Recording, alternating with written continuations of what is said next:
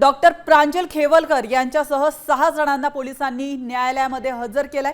आपण पाहतोय या सर्व 7 आरोपींचा मोबाईल तपासणं आवश्यक आहे। तर पुढे पोलीस आरोपींची 7 दिवसांची पोलीस कोठडी मागण्याची देखील शक्यता वर्तवण्यात येते। ड्रग्ज पार्टी प्रकरणी सर्व 7 आरोपींना शिवाजीनगर न्यायालयामध्ये हजर करण्यात आलंय। तर याविषयी अधिक माहिती देत आहेत आपले प्रतिनिधी अक्षय बडवे। अक्षय, आता त्या ठिकाणी नेमकं काय घडतंय, काय युक्तिवाद सुरू आहे?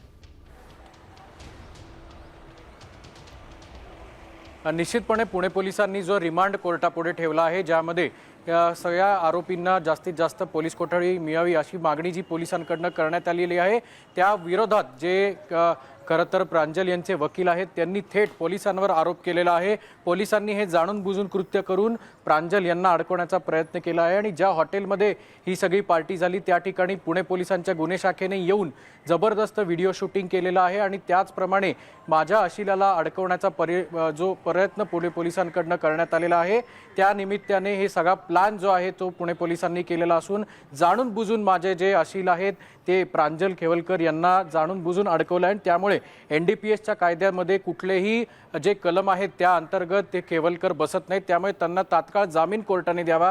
पोलीस कोठडीची काही आवश्यकता नसल्याचं जी मागणी आहे ती खरं तर आता खेवलकर यांच्या वकिलांकडून पुणे कोर्टात केलेली आपल्याला पाहायला मिळते। तर दुसऱ्या बाजूला पुणे पोलिसांनी अनेक मुद्दे जे आहेत ते न्यायालयासमोर ठेवले आहेत, ज्यामध्ये धन्यवाद अक्षय, तुम्ही दिलेल्या महत्त्वपूर्ण माहितीबद्दल। आपण पाहतोय न्यायालयामध्ये खेवलकर यांना हजर करण्यात आलेला आहे आणि त्यावेळेला आपल्या अशिलाला पोलिसांनी जाणून बुजून अडकवलं आहे असं खेवलकर यांच्या वकिलांनी म्हटलंय। त्यामुळे त्यांना पोलीस कोठडीची गरज नाहीये, त्यांना तात्काळ जामीन मंजूर करावा असं देखील खेवलकरांच्या वडिलांनी सांगितल्याचं आपल्याला कळत आहे। आता isakal.com आहे देशातील नंबर 1 ची मराठी न्यूज वेबसाईट।